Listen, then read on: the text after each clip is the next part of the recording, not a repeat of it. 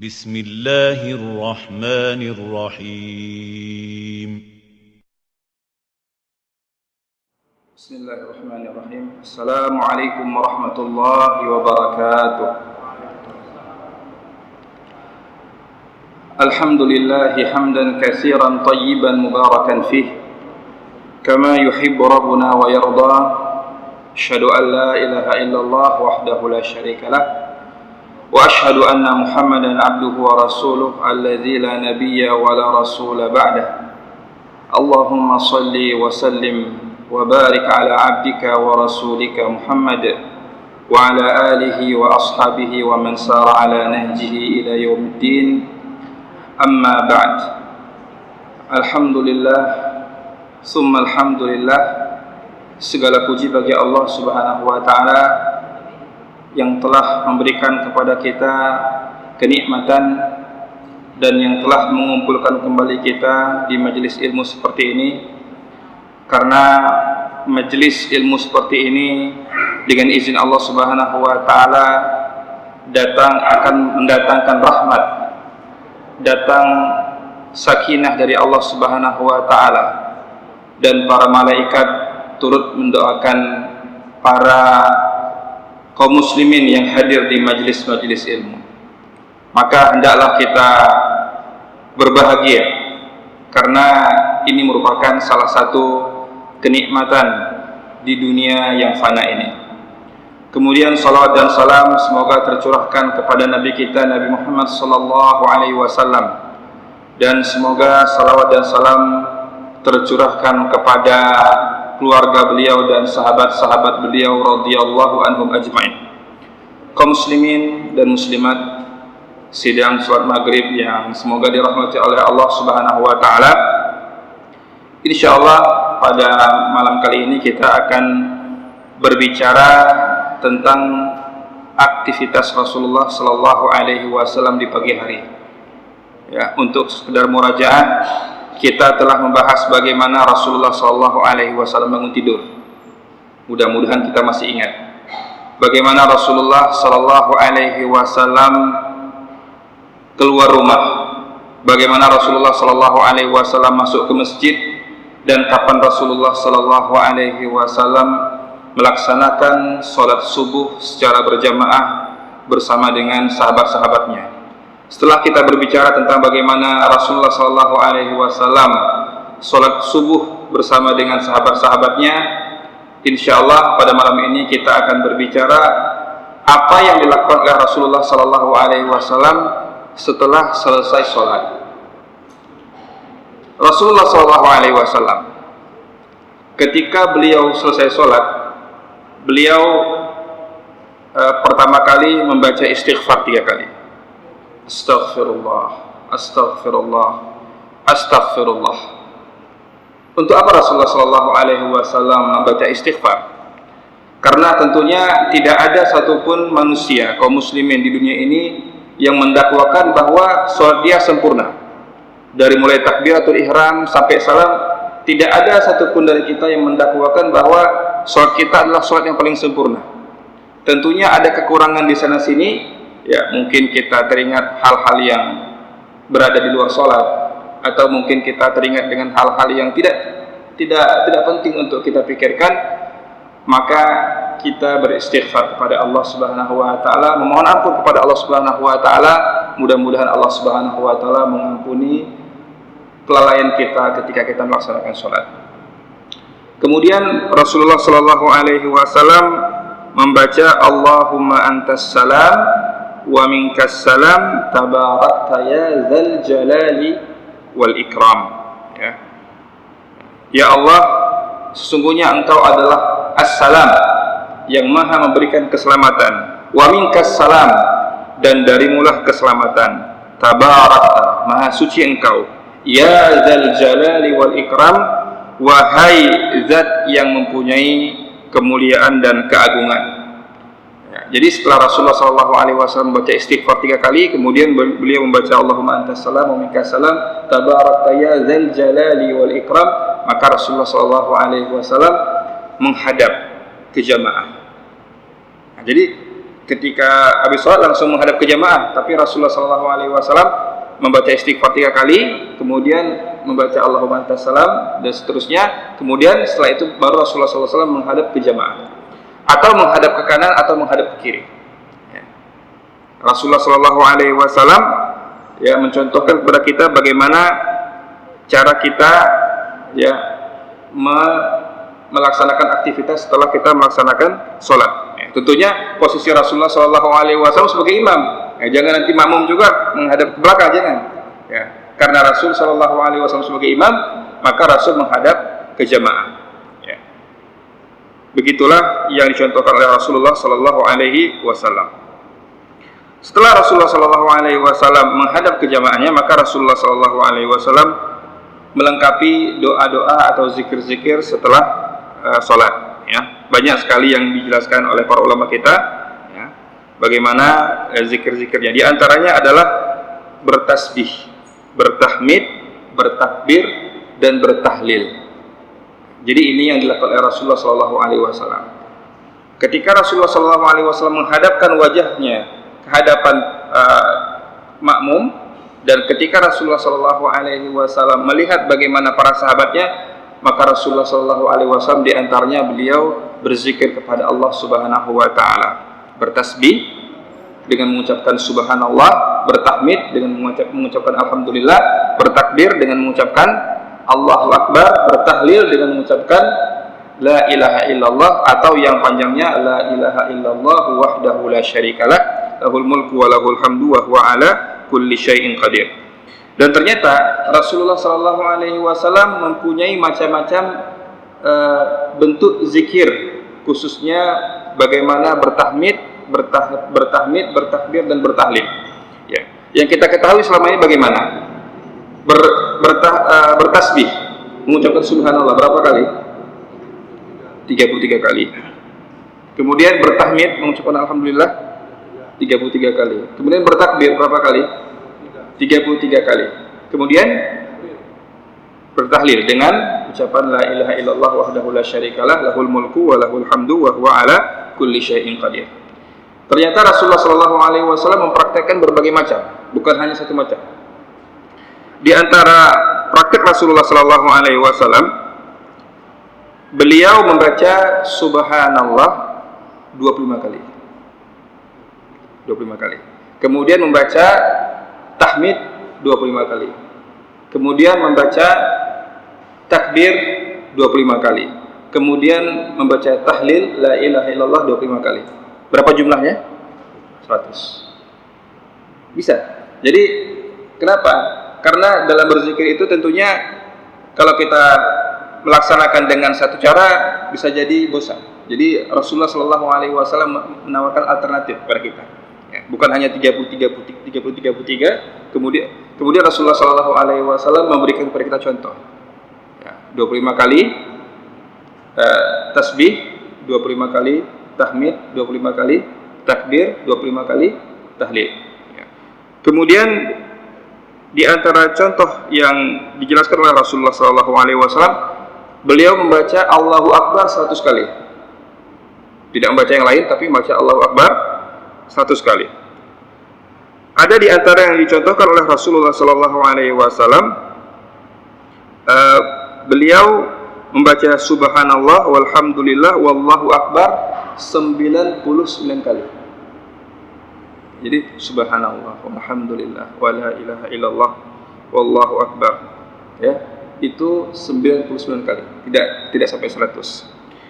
Ada yang dilakukan oleh Rasulullah SAW, membaca masing-masing zikir itu 10 kali. 10 kali tasbih, 10 kali tahmid, 10 kali takbir, 10 kali tahlil. Itu kalau di zaman sekarang itu untuk orang-orang yang perlu cepat. Ya, perlu cepat tapi harus zikir. Jangan nanti Assalamualaikum warahmatullahi wabarakatuh, Assalamualaikum warahmatullahi wabarakatuh, nggak ada zikir-zikir, langsung terus pergi. Ya. Ada zikir yang panjang sampai 100 kali. Ada zikir yang ringan, ya, hanya 10 kali Subhanallah.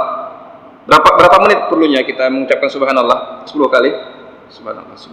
Berapa kali? nggak sampai 10 menit, nggak sampai 5 menit, nggak sampai 3 menit. Ya. Jadi subhanallah 10 kali, alhamdulillah 10 kali, Allahu akbar 10 kali, kemudian la ilaha illallah 10 kali. Itu yang dipraktikkan oleh Rasulullah sallallahu alaihi wasallam. Kemudian Rasulullah sallallahu alaihi wasallam setelah beliau berzikir ya, dengan zikir-zikir setelah sholat, maka karena itu di waktu pagi dan setelah sholat subuh, maka Rasulullah sallallahu alaihi wasallam memulai aktivitasnya dengan berzikir kepada Allah Subhanahu wa taala di pagi hari. Di dalam syariat kita dikenal satu istilah dengan istilah zikir pagi dan zikir petang. Karena apa? Karena waktu subuh, ya, waktu subuh di mana kita membaca zikir di pagi hari itu adalah waktu di mana para malaikat berkumpul. Yata'aqabuna fikum malaikatul laili wa malaikatul nahar. Ya. Para malaikat itu bergantian, silih berganti. Ada malaikat yang bertugas di malam hari, ada malam yang bertugas di siang hari. Kapan berkumpulnya? Di dua waktu. Yang pertama berkumpul di waktu subuh, dan yang kedua berkumpul di waktu asar. Makanya kata Rasulullah SAW, man shallal bardaini dakhalal jannah. Barang siapa yang melaksanakan sholat di dua waktu yang dingin, maka wajib baginya surga. Kapan waktu dingin? Dua. Waktu subuh dengan waktu asar. Kalau waktu subuh jelas dingin. Kenapa? Udaranya dingin, ya. Kemudian udara di kamar dingin sehingga selimut lebih enak daripada sholat. Ya. Kalau di waktu asar, karena siang begitu terik, maka ketika waktu asar sudah dingin. Ya. Sehingga Rasulullah SAW mengatakan, man shallal bardaini dakhalal jannah. Barang siapa yang sholat di dua waktu yang dingin, maka dia masuk surga. Masya Allah.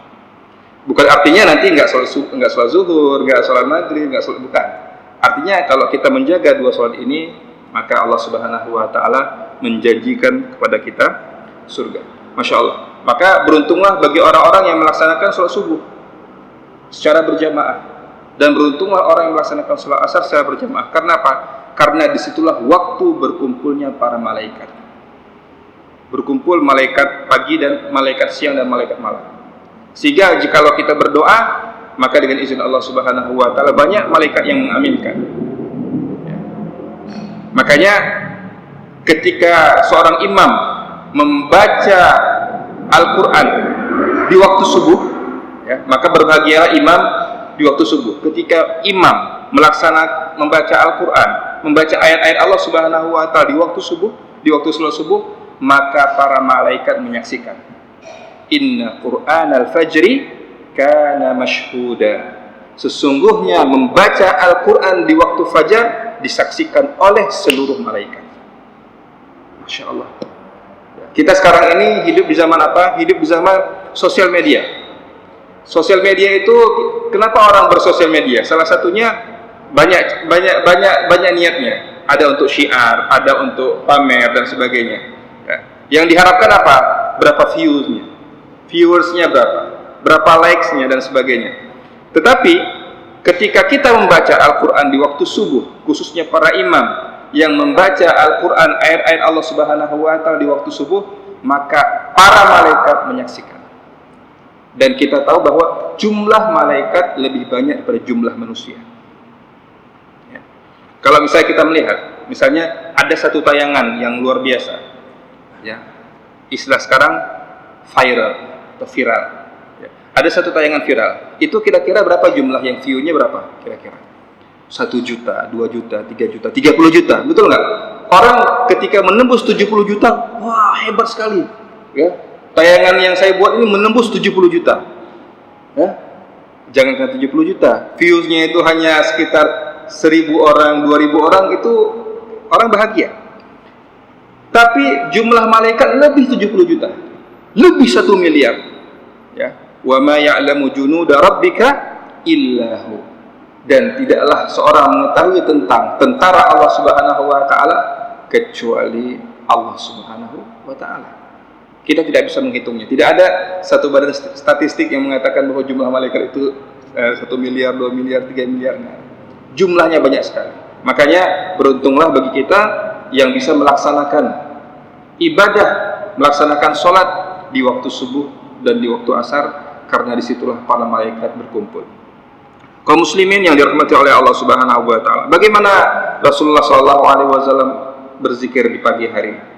Rasulullah sallallahu alaihi wasallam mulai dengan ayat-ayat dari Al-Qur'an, memulai dari ayat kursi. Allahu la ilaha illa huwal hayyul qayyum. Kemudian Rasulullah sallallahu alaihi wasallam membaca beberapa zikir, di antaranya adalah Bismillahilladzi la yadurru ma'asmihi syai'un fil ardi wala fis sama' wa huwas sami'ul alim, dan sebagainya. Bisa kita lihat pada buku zikir pagi dan petang. Di antara zikir Rasulullah sallallahu alaihi wasallam adalah sebagaimana yang diriwayatkan dalam Musnad Imam Ahmad, bahwa Rasulullah sallallahu alaihi wasallam berzikir yang bunyinya asbahna wa asbahal mulku lillah. Telah datang waktu pagi dan kekuasaan kerajaan hanya milik Allah Subhanahu wa taala. Walhamdulillah, dan segala puji bagi Allah. Jadi lagi-lagi kita memuji Allah Subhanahu wa taala. Ketika bangun tidur kita memuji Allah Subhanahu wa taala, ketika kita berzikir kita memuji Allah Subhanahu wa taala. Wala ilaha illallah, dan tiada satupun sesembahan yang patut disembah dengan sebenar-benarnya kecuali Allah Subhanahu wa taala. Wahdahu la syarikalah, Allah Subhanahu wa taala yang Maha Esa, yang tidak ada sekutu bagi Allah Subhanahu wa taala. Lahul mulk, bagi Allah Subhanahu wa taala kekuasaan yang mutlak. Walahul hamdu, dan bagi Allah Subhanahu wa taala pujian yang mutlak. Tidak ada kekuasaan bagi manusia, tidak ada pujian bagi manusia. Kekuasaan, pujian hanyalah milik Allah Subhanahu wa taala. Wa huwa ala kulli syai'in qadir, dan Allah Subhanahu wa taala maha mampu atas segala sesuatu. Jadi di antara adab dalam berdoa adalah kita memuji Allah Subhanahu wa taala. Karena apa? Karena biasanya kalau kita datang kepada manusia dan kita ingin meminjam sesuatu kepada manusia, kita puji-puji dulu. Bapak baik, Bapak luar biasa, Bapak kinerjanya Masya Allah dan sebagainya. Kita puji-puji dulu sehingga nanti baru kita masuk ke poinnya, yaitu meminta sesuatu. Dan Allah Subhanahu wa taala sangat suka jika kita memuji Allah Subhanahu wa taala. Maka di antara adab berdoa adalah kita memuji Allah Subhanahu wa taala, sebagaimana yang dilakukan oleh Rasulullah sallallahu alaihi wasallam. Setelah Rasulullah sallallahu alaihi wasallam memuji Allah Subhanahu wa taala, barulah Rasulullah sallallahu alaihi wasallam meminta kepada Allah Subhanahu wa taala, Rabbi as'aluka khaira ma fi hadzal yaum. Wahai Rabbku, ya Allah, saya meminta kepadamu kebaikan yang ada di hari ini. Jadi Rasulullah sallallahu alaihi wasallam meminta kebaikan di hari ini. Khaira, khaira itu dalam bahasa Arab dalam bentuk nakirah. Secara sederhananya nakirah itu adalah kata dalam bahasa Arab yang tidak menggunakan alif dan lam. Bukan al khaira tapi khaira, tidak menggunakan alif lam. Itu menunjukkan tentang keumuman. Jadi Rasulullah sallallahu alaihi wasallam meminta kebaikan pada hari itu, kebaikan dunia dan kebaikan akhirat secara umum. Wa khaira ma ba'da, dan kebaikan sesudah hari itu, artinya esok harinya. Wa a'udzu bika min syarri ma fi hadzal yaum, dan saya berlindung kepadamu ya Allah dari kejelekan yang terjadi pada hari ini, baik itu kejelekan dunia maupun akhirat. Wa syarri ma ba'da, dan kejelekan setelahnya, itu pada hari setelahnya. Rabbi a'udzu bika minal kasal, wahai Rabbku, wahai Tuhanku, saya meminta kepadamu, saya berlindung kepadamu dari rasa malas. Banyak beberapa hari ini yang berkonsultasi, berdiskusi dengan saya tentang rasa malas. Mereka bertanya, Ustadz bagaimana saya malas? Di antara cara untuk mengusir rasa malas adalah dengan kita mendawamkan, dengan kita sering membaca zikir di pagi hari. Karena di antara zikir di pagi hari adalah kita berlindung kepada Allah Subhanahu wa taala dari rasa malas. Karena rasa malas ini berbahaya. Kalau misalnya malasnya itu temporer, nggak ada masalah. Tapi kalau misalnya hari ini malas, kemudian besoknya malas, kemudian malas lagi, maka kita tidak menjadi manusia yang produktif. Dan itu yang sangat dibenci oleh Umar bin Khattab radhiyallahu anhu. Umar bin Khattab radhiyallahu anhu ketika melihat ada seorang pemuda yang dia di masjid tidak sholat, kemudian dia di pasar tidak bekerja, maka Umar bin Khattab mengatakan, saya sangat membenci orang yang tidak bermanfaat bagi dunianya dan tidak bermanfaat bagi akhiratnya. Maka kita berlindung kepada Allah Subhanahu wa taala dari rasa malas. Wasu'il kibar. Wasu'il kibar artinya, dan saya berlindung kepadamu ya Allah dari keburukan di waktu tua. Keburukan di waktu tua. Bagaimana maksudnya? Keburukan di waktu tua. Keburukan dari berbagai macam aspek. Dari segi kesehatan. Kita meminta perlindungan kepada Allah Subhanahu wa taala, mudah-mudahan waktu tua kita itu kita tidak mempunyai penyakit yang berbahaya. Kita meminta kesehatan kepada Allah Subhanahu wa taala. Dan kita meminta kepada Allah Subhanahu wa taala semoga di waktu tua kita mengakhiri hidup kita dalam keadaan husnul khatimah. Karena sesungguhnya innamal a'malu bil khawatim. Sesungguhnya amalan-amalan itu berdasarkan bagaimana akhirnya. Bagaimana akhirnya? Orang yang senantiasa membaca Al-Quran, mudah-mudahan ketika dia nanti menjelang wafatnya dia membaca Al-Quran. Orang yang senantiasa melaksanakan sholat, mudah-mudahan nanti ketika waktu tuanya, ketika dia dalam keadaan sujud, dia diwafatkan oleh Allah Subhanahu wa taala. Tapi na'udzubillah, kalau dia ketika masa mudanya sering mendengarkan musik misalnya, ketika di masa mudanya dia sering bermaksiat kepada Allah Subhanahu wa taala, na'udzubillah ketika sudah tuanya dia diwafatkan dalam keadaan su'ul khatimah. Maka kita meminta kepada Allah Subhanahu wa taala supaya ketika kita sudah tua, kita diberi kesehatan oleh Allah Subhanahu wa taala, kemudian kita diberikan kemudahan untuk melaksanakan amalan-amalan soleh. Karena Rasulullah SAW pernah mengatakan dalam Sahih Muslim, Rasulullah SAW bersabda, "Salasatun la yukallimuhumullahu yaumal qiyamah." Ada 3 golongan yang tidak diajak bicara oleh Allah Subhanahu wa taala. Itu adalah puncak dari kesedihan kita. Kenapa? Ketika di dunia ini tidak ada satupun manusia yang berbicara dengan kita, kita merasa sedih. Tetangga kita tidak berbicara dengan kita, anak kita tidak mau berbicara dengan kita, bahkan istri tidak mau berbicara dengan kita. Kita sedihnya luar biasa. Bagaimana ketika di hari kiamat kita mengharapkan kasih sayang dari Allah Subhanahu wa taala, tapi tidak diajak bicara oleh Allah Subhanahu wa taala. Jadi Rasulullah SAW memperingatkan, salah satu, ada 3 golongan, la yukallimuhumullahu yaumal qiyamah, tidak diajak bicara oleh Allah Subhanahu wa taala. Wala yuzakkihim, dan Allah Subhanahu wa taala tidak membersihkan dosa-dosanya. Wala yanzuru ilaihim, dan Allah Subhanahu wa taala tidak memandang hambanya itu dengan keadaan ridha. Artinya Allah Subhanahu wa taala membenci dirinya. Walahum adzabun alim, dan baginya siksa Allah Subhanahu wa taala yang pedih. Ada 4 hukuman. Yang pertama, tidak diajak bicara oleh Allah Subhanahu wa taala. Yang kedua tidak dibersihkan dosa-dosanya oleh Allah Subhanahu wa taala. Yang ketiga, tidak dilihat dengan pandangan keridhaan dari Allah Subhanahu wa taala, dan baginya azab yang pedih dari Allah Subhanahu wa taala. Siapakah mereka? Yang menjadi orang pertama adalah syaikhun zanin atau usyaimitun zanin. Siapakah syaikhun zanin? Yaitu adalah orang tua yang sudah tua bangka tetapi masih berzina. Bisa dibayangkan orang tua yang sudah tua bangka yang fisiknya sudah lemah tapi berzina.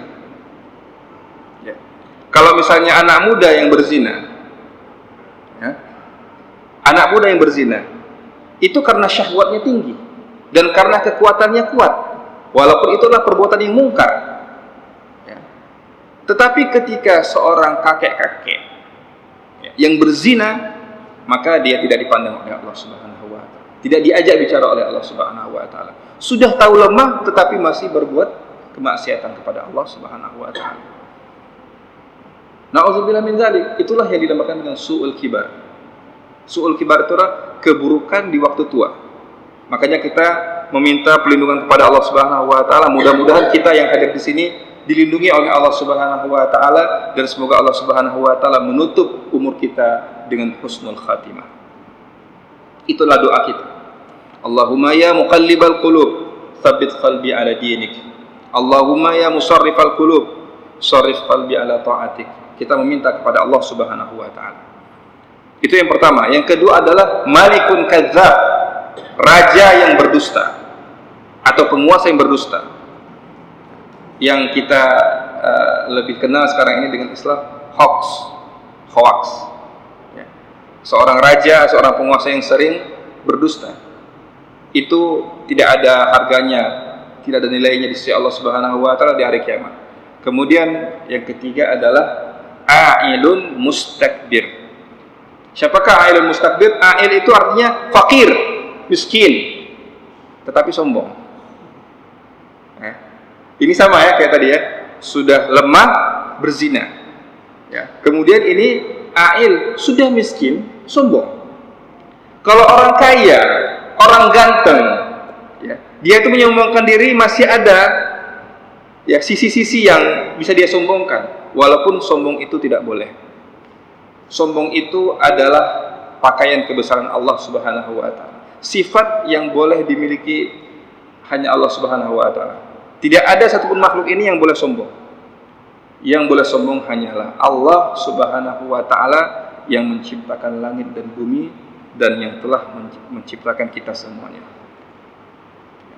Tapi ada orang miskin sombong, maka dia tidak ada harganya di sisi Allah Subhanahu wa Ta'ala. Makanya kita berlindung kepada Allah Subhanahu wa Ta'ala dari rasa malas dan dari keburukan di waktu tua. Rabbi a'udzubika min adzabin nar, wahai Rabbku, wahai Tuhanku, aku berlindung kepadamu dari azab neraka, wa adzabin fil qabr, dan azab ketika di dalam kuburan. Kemudian di antara zikir Rasulullah sallallahu alaihi wasallam adalah beliau membaca zikir yang diriwayatkan oleh Imam Ahmad juga dalam musnadnya, yaitu Allahumma inni as'alukal afiyata fid dunya wal akhirah. Ya Allah, saya meminta kepadamu al-afiyah. Al-afiyah itu sudah menjadi bahasa kita, sehat wal afiyah, sehat wal afiyah. Tapi dalam bahasa Arab kata al-afiyah itu maknanya lebih luas. Al-afiyah itu artinya perlindungan. Al-afiyah itu artinya adalah keselamatan. Al-afiyah itu adalah keridhaan dari Allah Subhanahu wa Ta'ala. Maknanya sangat luas. Jadi apa? Di sini adalah kita meminta perlindungan, meminta keridhaan, meminta keselamatan dari Allah Subhanahu wa Ta'ala. Keselamatan di mana? Fid dunya wal akhirah. Keselamatan di dunia dan keselamatan di akhirat. Apa arti keselamatan di sini? Kita meminta kepada Allah Subhanahu wa Ta'ala, janganlah kita di dunia ini digelincirkan di dalam kesyirikan dan di dalam kemaksiatan kepada Allah Subhanahu wa Ta'ala. Dan jagalah kita, jagalah kami ya Allah ketika di akhirat. Janganlah engkau gelincirkan kami ini masuk ke dalam nerakamu. Allahumma as'alukal afwa wal afiyah. Ya Allah, sesungguhnya aku meminta kepadamu al-afwa, maaf, meminta maaf kepada Allah Subhanahu wa Ta'ala. Ya. Dan meminta maaf ini maknanya lebih luas daripada meminta ampun. Ya. Karena para ulama memberikan perbedaan antara dua kata ini. Keampunan dalam bahasa Arab adalah al-ghufran. Al-ghufran itu keampunan, sedangkan al-afu adalah kemaafan. Al-ghufran artinya Allah Subhanahu wa taala menutup dosa kita dari pandangan makhluk. Ya. Allah Subhanahu wa taala mengampuni artinya Allah Subhanahu wa taala menutup dosa-dosa kita. Tapi kalau misalnya al-afwa artinya kita meminta kepada Allah Subhanahu wa taala untuk menghapus dosa-dosa kita. Ya, kalau misalnya al-ghufran hanya sekedar menutup dosa-dosa kita. Tapi kalau misalnya al-afwa artinya kita meminta kepada Allah Subhanahu wa taala untuk menghapus dosa-dosa kita. Ya, itu maknanya lebih luas. Makanya ketika Aisyah radhiyallahu anha ya, bertanya kepada Rasulullah sallallahu alaihi wasallam, "Ya, wahai Rasulullah, jikalau saya bertemu dengan malam Lailatul Qadar, apa yang saya ucapkan?" Ya. Apa yang diajak oleh Rasulullah sallallahu alaihi wasallam? Ketika kita bertemu dengan malam kemuliaan Lailatul Qadar, apa yang kita katakan? Apa doa yang diajak oleh Rasulullah sallallahu alaihi wasallam? Allahumma innaka afuwun tuhibbul afwa fa'fu anni. Jadi di malam yang penuh keberkahan, di malam yang penuh dengan kemuliaan itu, Rasulullah sallallahu alaihi wasallam mengajarkan kepada Aisyah untuk meminta maaf kepada Allah Subhanahu wa taala. Karena meminta maaf itu bukan hanya sekedar menutup dosa-dosa, tapi menghapuskan seluruh dosa-dosa kita. Allahumma, ya Allah, innaka afuun, sesungguhnya engkau maha pemaaf. Tuhibbul afwa, engkau mencintai untuk memaafkan. Fa'fu anni, maka maafkanlah diriku. Itu yang diajarkan oleh Rasulullah sallallahu alaihi wasallam. Maka kita selalu meminta maaf pada Allah Subhanahu wa taala. Mudah-mudahan Allah Subhanahu wa taala bukan hanya mengampuni tapi menghapus dosa-dosa kita. Jadi di sini doa Rasulullah sallallahu alaihi wasallam adalah Allahumma as'alukal afwa wal afiyah. Ya Allah, sesungguhnya aku meminta kepadamu kemaafan dan al-afiyah dan keselamatan fi dini, dalam agamaku. Ya, kita meminta Allah Subhanahu wa taala memaafkan ya, ketika kita berbuat keliru dalam agama ini. Semoga Allah Subhanahu wa taala memaafkan. Wa dunyaya, dan di dalam duniaku. Tidak ada manusia satupun yang mengklaim bahwa dirinya adalah manusia suci.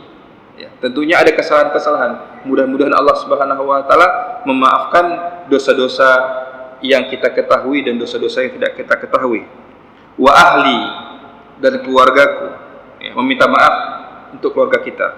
Ya, artinya kita tidak egois. Bukan hanya minta maaf pada diri kita sendiri, tapi kita meminta maaf untuk keluarga kita. Wa mali, dan hartaku. Ya. Siapa tahu di antara harta kita ada harta-harta yang syubhat, ada harta-harta yang haram, ada harta riba dan sebagainya. Kita meminta maaf pada Allah Subhanahu wa taala jikalau kita tidak mengetahui ada harta-harta yang tidak diridhoi oleh Allah Subhanahu wa taala. Allahumma astur aurati, ya Allah, ya. Ustur, tutupilah aurati, auratku. Ya Allah, tutupilah auratku. Di sini ada dua penjelasan. Yang pertama, tutuplah auratku. Ya, di zaman seperti ini, ya, khususnya bagi kalangan wanita, aurat itu mudah sekali diumbar. Atau mungkin seorang yang sudah berhijab, tetapi dia tidak mengetahui bahwa hijabnya itu belum sempurna. Ya. Istilahnya sekarang adalah membungkus.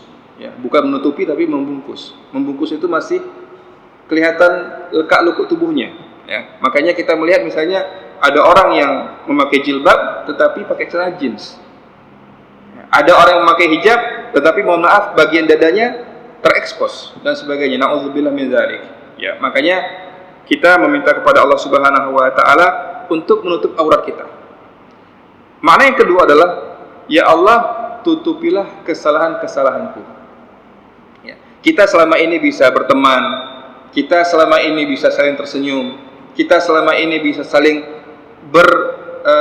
berbaik sangka kepada sahabat-sahabat kita karena Allah Subhanahu wa taala menutupi dosa-dosa kita.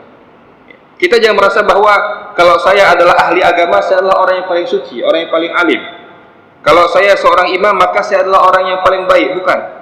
Kenapa kita baik di mata manusia? Karena Allah Subhanahu wa taala menutupi dosa-dosa kita. Seandainya Allah Subhanahu wa taala membuka dosa-dosa kita, niscaya kita akan membenci di antara satu kita dengan yang lainnya. Kalau misalnya bapak-bapak mengetahui apa dosa-dosa saya, tidak ada satupun dari bapak-bapak yang mendengarkan pengajian saya. Ya, jikalau misalnya kita mengetahui bagaimana aib dari pemimpin-pemimpin kita, niscaya kita membenci pemimpin-pemimpin kita dan sebagainya. Tapi karena Allah Subhanahu wa taala menutupi dosa-dosa kita, makanya masih ada di antara kita yang saling berbaik sangka.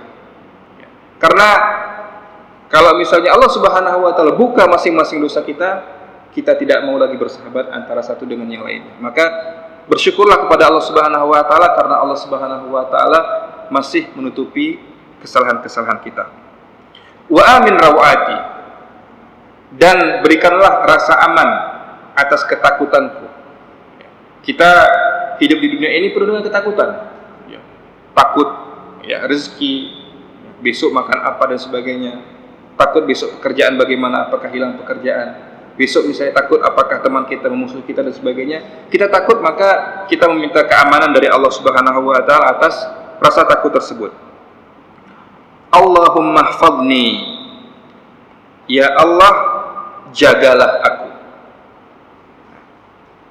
Rasulullah SAW mengajarkan kepada umatnya untuk meminta perlindungan kepada Allah Subhanahu wa taala. Allahumma hfadni, ya Allah jagalah aku. Ini adalah permintaan secara umum. Kemudian Rasulullah SAW mendetailkan permintaannya kepada Allah Subhanahu wa taala. Artinya apa? Artinya kita sebagai kaum muslimin, ketika berdoa kepada Allah Subhanahu wa taala, jangan takut kita untuk mendetailkan apa yang kita mau. Nabi Musa alaihissalam putus sandalnya, minta pada Allah Subhanahu wa taala. Kita sekarang ini kan kadang-kadang takut, kalau misalnya detail takutnya kita dianggap sebagai hamba yang tidak tahu diri. Tapi Allah Subhanahu wa taala suka ketika kita mendetailkan. Tapi ketika kita mendetailkan itu, itu harus yang patut dan wajar. Yang patut dan wajar.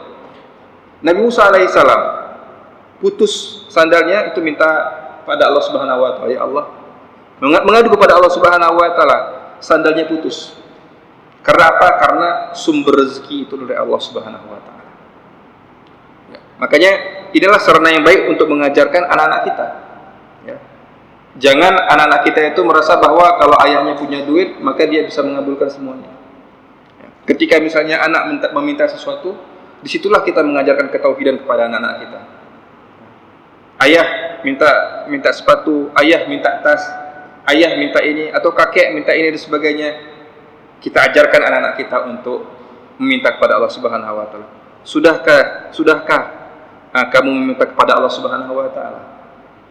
Apakah anakku, engkau sudah minta kepada Allah Subhanahu wa taala belum? Mintalah kepada Allah Subhanahu wa taala.